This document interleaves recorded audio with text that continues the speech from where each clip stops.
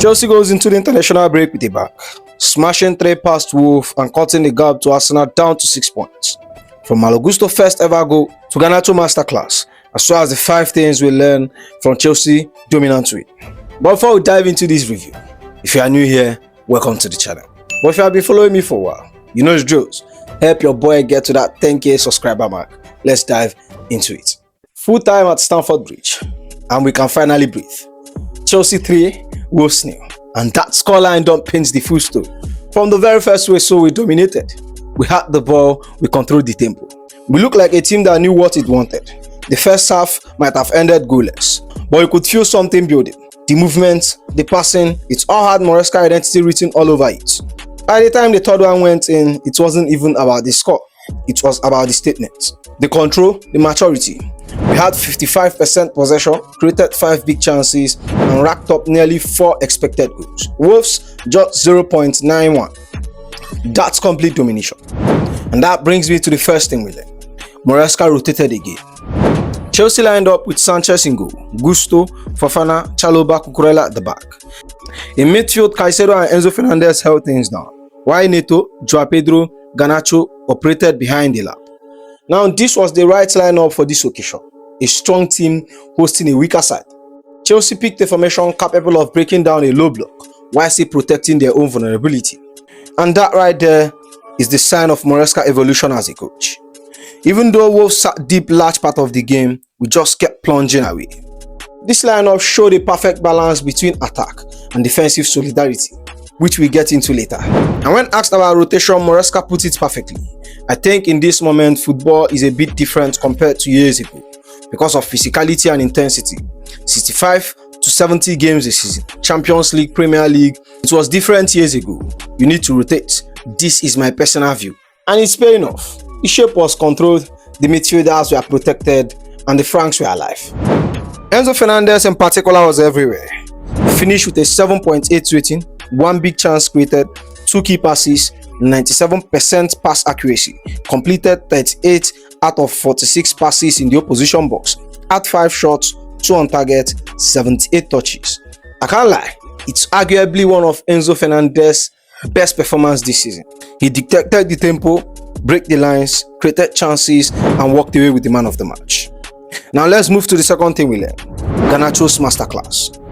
This was a statement performance. A 9.7 rating, 2 assists, 2 big chances created, 3 key passes, 92% pass accuracy, 3 shots, 1 on target. An absolute clinic from the young Argentine. And honestly, thank you Manchester United. Because this was more than just pace. Garnacho played with intelligence, the timing of his run, his decision making in the final third, his weight of pass, it was all elite. He wasn't just running in behind for the sake of it. He knew when to dribble, when to cut inside, and when to find that killer pass. Both of his assists summed it up perfectly. The first for Gusto's opener was pure precision. The second for Pedro Neto was all about awareness, knowing exactly where his teammates would be before the pass was even made. When things sit deep, you need players who can destabilize with one action. One touch, one feint, one cross that breaks a block. Garnacho gave us that again and again, consistently forcing Wolves defenders out of position and creating lanes for João Pedro and Leon Delap. And speaking of wide threat, let's talk about the man he set up, because honestly, both wings were cooking. Pedro Neto finished with an 8.3 rating in 77 minutes, 1 goal, 2 key passes, 86% pass accuracy, 1 shot, 1 on target, 56 touches, and 2 successful dribbles. Scoring against his former club. Now here is a weird start. Pedro Neto is now 1 goal away from equalizing his goal tally from last season. And that's what has been missing from his game, adding goals and assists to the chaos he brings. And while the attack was flowing beautifully, the third thing we learned, defensive stability, might just be as important. Let's start with a man who opened his account today, Malo Gusto. The young Frenchman dropped a 7.2 rating, 1 goal, 1 interception, 1 clearance, 3 recoveries, 5 ground duel. A proper performance from Malo Gusto, solid defensively, sharp going forward, and full of confidence. You can see how much he has grown this season. Now it's all about consistency, doing it week in, week out. But beyond the individual moments, this was about structure. After a few games of looking shaky, Chelsea looked compact, disciplined, and communicative. The deeper pivot of Moses Caicedo and Enzo Fernández protected the centre-back, while the full-back stayed tight, cutting out those horizontal gaps Wolves love to exploit. The pressing was measured. We didn't overcommit, but instead, we forced Wolves down the wings, isolated their runners, and kept control of their central zone. That's smart defending, turning defensive work into attacking opportunities. We are winning the ball high, transitioning calmly, and never looked panic. The clean sheet wasn't luck. It was organization, structure, and pure focus. Now let's talk about centre-back, because even though Wolves were toothless, defense looked solid and contributed to that stability. Trevor Chalobah, a player who has had his own fair share of criticism, quietly put in a really good shift. A 7.0 rating, 1 interception, 4 clearance, 4 recoveries, 1 area duel won, 97% pass accuracy, and not dribbled past ones. That's how you answer your critics. And alongside him is Wesley Fofana. Just pure dominance. He finished with a 7.3 rating, 1 tackle, 1 interception, 4 clearance, 4 recoveries, 2 ground duel wins, 4 area duel wins, 93% pass accuracy, and 92 touches.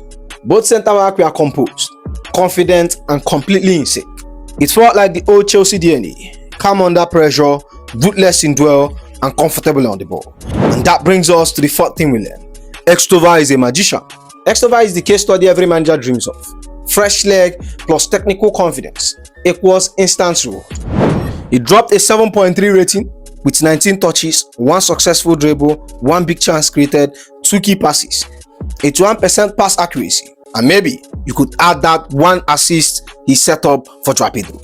But let's be honest, let's really be honest. Those stats don't do him justice, because you could feel the difference the moment he stepped on the pitch. He brought energy, flair, creativity, the kind that changed the whole rhythm of a game. Whether it was an intelligent run, a delicate pass, or a calm decision making inside the box, Estevao looked in control. Honestly, at 18, that's unreal. And now, Maresca has to give him a proper run of game in the Premier League, because every time he comes on, he delivers. And what makes this cameo so special, it shapes Chelsea's future. It shows we have the rotation without drop in quality. Opponents now has to respect our bench, which opens a new tactical option for Maresca. You can change the pressing angle, create overload, or simply inject new energy in the game. And Estevao gives you that spark every single time. He's not just a prospect anymore, he's a rotation game changer. Estevao is the kind of player that makes you believe something magical is about to happen. And finally, the 15th we learn. It's Wolves, so let's not get too excited. Look, as good as this win was, let's keep it real. Wolves are bottom of the Premier League table, still managerless or in transition, and clearly in a rough spell. So yes, why this was a positive performance? It has to be taken in context. Beating Wolves like this is great, but dominating a weaker team is one thing. Doing it against the top side is another level entirely. We have seen flashes of what Maresca Chelsea can do. Structure, fluidity, confidence. But the next step is proving it against the big boys.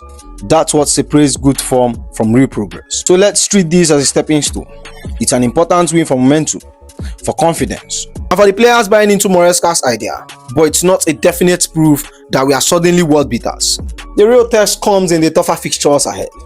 But for now though, enjoy the performance. Because when Chelsea plays like this, it finally feels like something special is building.